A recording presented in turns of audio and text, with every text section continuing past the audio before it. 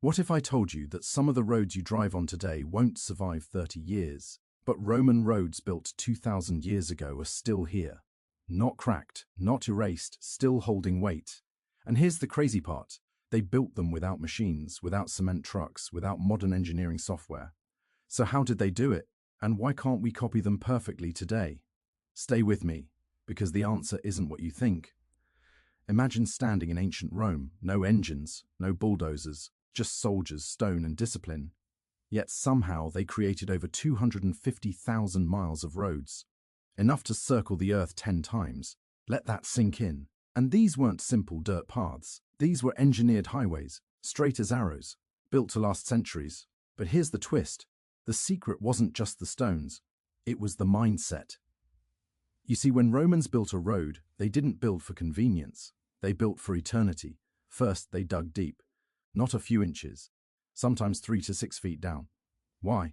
Because they understood something many forget today. Strength starts below the surface.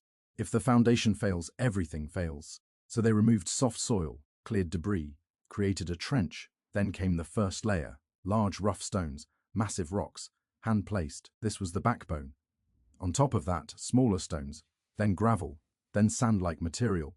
Each layer compacted, pressed tight, locked together. It wasn't random, it was systematic. And here's where it gets interesting. Roman roads were slightly curved on top, not flat, curved. That curve allowed rainwater to run off the sides instead of pooling in the middle. Water is the silent killer of roads. Freeze, expand, crack. The Romans knew this 2,000 years ago, and they designed around it. But wait, it gets better. They didn't just build roads, they built drainage systems alongside them, ditches, stone channels, everything designed to move water away fast, because they understood the real enemy wasn't traffic, it was nature. Still, that's not the full story. The real genius, standardization. Every road followed similar principles. The width, the layers, the milestones marking distance, even rest stations placed at intervals. It wasn't chaos, it was a network, a system connecting an empire. And that empire stretched from Britain to the Middle East. Think about that. Messages, armies, trade, all moving faster because of roads. In fact, there's a saying, all roads lead to Rome. That wasn't poetry, it was logistics. Roads were military tools first. When Rome conquered land, one of the first things they built was a road. Why? Speed. Reinforcements could arrive in days instead of weeks. Rebellions crushed quickly, control maintained, roads were power. But here's a question. If they were so advanced, why don't we just copy the exact formula today? Here's the twist. Roman roads were built mostly for foot traffic, horses and carts. Heavy, yes, but not 40-ton trucks moving non-stop. Modern roads face different stress. Yet still, many modern roads crack within decades. So maybe the issue isn't just weight, maybe it's time horizon. Romans didn't build for quarterly budgets, they built for generations. There's evidence some roads took years to complete, thousands of workers, soldiers doubling as engineers. And discipline was everything. A poorly built road wasn't just inconvenience, it was failure against the empire. Now imagine this scene, a straight Roman road cutting across wild countryside. No curves to avoid hills, no detours for trees. If something stood in the way, they cut through it, leveled it, or built over it. Bridges, causeways, tunnels. Their confidence was shocking. Straight roads meant faster movement.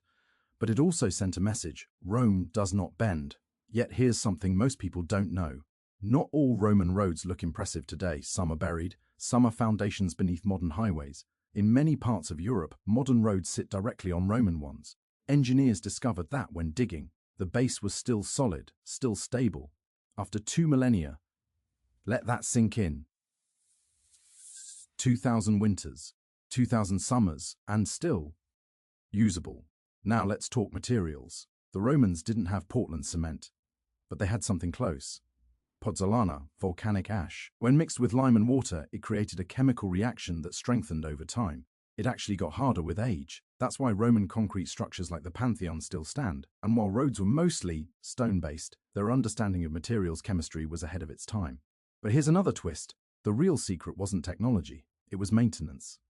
Rome had officials assigned to road care. Repairs were expected.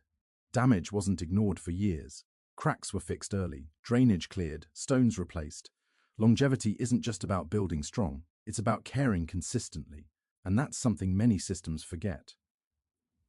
Now imagine being a Roman traveler, walking on a firm, stable surface while other civilizations struggled with mud tracks that vanished in rain. That reliability changed everything. Trade flourished, ideas spread, cultures mixed. Christianity itself traveled Roman roads, empires rise with infrastructure and fall without it. In fact, after Rome collapsed, many roads deteriorated not because they were weak, but because no one maintained them. Grass grew, stones taken for buildings, drainage clogged. Even the strongest systems fail without stewardship. And here's the powerful part. Roman roads still shape our world. Many European cities align with ancient routes. Property lines follow them. Borders trace them. The invisible skeleton of Rome still exists beneath modern maps. Think about that. An empire gone, emperors forgotten, but their roads still guiding traffic, still defining geography. That's legacy. Now here's the final reveal. The reason Roman roads lasted 2,000 years wasn't just engineering brilliance, it was intention. They built as if the future mattered, as if someone 100 generations later would still walk there. Today, we optimize for speed, for cost, for immediate return. Rome optimized for permanence. And maybe that's the lesson. The strongest foundations aren't visible. The best systems outlive their creators. And the real power of Rome wasn't just armies or gold. It was infrastructure designed to outlast time itself. So next time you drive on a cracked highway, remember, 2,000 years ago, with hand tools and discipline, humans built roads that still refuse to die. The question isn't how they did it. The question is, why did we stop building that way? But here's where the story gets even deeper, because Roman roads weren't just about stone and strength. They were about psychology. Imagine marching as a Roman soldier, exhausted, far from home, surrounded by unknown land, and then you see it, a perfectly straight stone road stretching to the horizon, solid, unshaken. It wasn't just a path, it was a promise. It said, Rome is here, Rome is permanent. That feeling mattered. Roads were symbols of control, and Rome understood something powerful. When people see structure, they believe in power. But now let me ask you something strange. Have you ever noticed how many Roman roads are unbelievably straight, even when going around would have been easier? That wasn't laziness, that was strategy. Straight roads reduced travel time, yes, but they also created predictability. Armies could calculate distance, messengers could estimate arrival, there was no guesswork. And in war, predictability is advantage. Still, building straight through hills and forests wasn't easy, so how did they manage it without modern tools? Surveyors, highly trained Roman engineers called agrimensors. They used simple instruments, rods, measuring lines, sighting tools, yet achieved shocking accuracy. No satellites, no GPS, just mathematics and skill. And here's the twist. Mistakes were unacceptable. A misaligned road could weaken military response. Precision was survival. But there's another layer most people miss. Roman roads created economic explosions. Markets that were once isolated suddenly connected. Farmers could sell goods far beyond their villages. Prices stabilized, resources flowed. Salt from one region, grain from another. Wine, olive oil, metals, all moving across continents. Infrastructure created prosperity, and prosperity created loyalty. See how this works? Roads weren't just physical, they were political tools. Now think about this. When Rome conquered a territory, they didn't ask permission to build roads. They built them anyway, across mountains, across private land, across cultural boundaries. Because in Rome's mind, the road was the empire. If the road reached you, Rome reached you. And here's the emotional twist. Many of those roads were built by the very soldiers who fought the wars. After battle, they picked up tools, dug trenches, laid stones. It wasn't glamorous, it was brutal labor. But that labor secured dominance. Sweat built supremacy. And there's something almost poetic about that. But here's where it gets uncomfortable. The same roads that spread trade also spread disease. The same network that carried ideas also carried invasion. When enemies learned to use Roman roads, they used them against Rome. Infrastructure is power, but it's neutral. It serves whoever controls it. And in the later years of the empire, when maintenance declined, when corruption grew, when funds dried up, the roads slowly suffered. Not immediately. not dramatically, but gradually. And that's the real lesson. Collapse doesn't start with explosions, it starts with neglect, small cracks ignored, drainage left uncleared, officials who stop caring. Sound familiar? Now fast forward 2,000 years. Engineers study Roman foundations. Scientists analyze their materials, governments try to replicate their longevity, and still, many modern roads fail faster. Not because we lack technology, but because we often lack long-term vision. Rome built knowing they might never see the finished result. They invested in futures they would never experience. That mindset is rare today. So when you think about Roman roads, don't just see stones. See discipline, see foresight, see a civilization that understood something timeless. If you want to build something that lasts, you must think beyond yourself. And maybe that's why after emperors faded and legions disappeared, after statues crumbled and borders shifted, one thing still whispers Rome's story beneath our feet, the road. And now here's the part no one talks about. The silence. Stand on an ancient Roman road today. No traffic lights, no engines, just wind moving across stones laid by hands that turned to dust 2,000 years ago. And yet, the road is still doing its job. That's not just engineering, that's legacy frozen in rock. But let's go deeper. Because Rome didn't invent roads. Other civilizations had paths, trade routes, dirt tracks.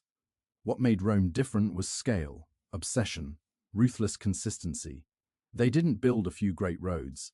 They built a network so dense, so connected, that the empire functioned like a living organism. Roads were arteries, cities were organs, Rome was the heart. And when the heart pumped, everything moved. Now here's the twist. Speed changed history. Before Roman roads, moving an army across Europe could take months. Supplies spoiled, morale collapsed, enemies prepared. With Roman roads, legions could move 20 to 30 miles a day, fully equipped. That speed crushed rebellions before they spread. It projected fear. Imagine being in a distant province, thinking you had weeks before Rome responded. And suddenly Roman soldiers arrive in days. That psychological shock alone maintained order. Roads didn't just move troops, they prevented wars. But here's something even more fascinating. Along these roads were milestones, carved stones marking distance to Rome. Every mile, a reminder, you are this far from the center of power. Even geography was measured in relation to Rome. That's branding at an imperial level. No. Ask yourself, what kind of civilization thinks like that? One obsessed with control, with permanence, with narrative. And yet, even Rome couldn't escape time. As political stability weakened, road maintenance budgets shrank. Local authorities stopped repairing surfaces. Invaders didn't destroy the roads, they simply outlasted the system that cared for them. That's the haunting part. The roads were strong enough, the leadership wasn't. Strength without stewardship fades. And here's the powerful contrast. Many modern highways are designed with planned lifespans, 20 years, 30 years. Then rebuild. Roman roads, built assuming eternity. Different philosophy, different outcome. But let me challenge you with this. Would Roman roads survive today's traffic unchanged? Probably not. 40-ton trucks, constant vibration. Asphalt has flexibility, stone doesn't. So maybe it's not about copying Rome exactly. Maybe it's about learning the principle beneath the stones, overbuild your foundation, respect drainage, standardize systems, maintain relentlessly, think long-term. That formula never expired. And here's the final emotional beat. The Roman Empire fell in 476 AD in the West. Governments collapsed, armies disbanded, currency devalued, chaos followed. But the roads remained. Farmers walked them, traders reused them. Medieval kingdoms depended on them. Even Renaissance cities grew along them. Empires died, the roads refused to. Think about that. What are we building today that will still function in the year 4026? Will anything we create last 2,000 years? Or have we traded permanence for speed? The real secret of Roman roads wasn't magic concrete or lost technology. It was discipline plus vision plus relentless execution, layer by layer, stone by stone, year after year. No shortcuts. And maybe that's why they still stand. Not just as pathways across land, but as proof that when humans commit to building for the distant future, they can outlast time itself. So the next time you hear the phrase, all roads lead to Rome, remember, it wasn't just about direction, it was about ambition. Rome didn't just connect cities, it connected centuries,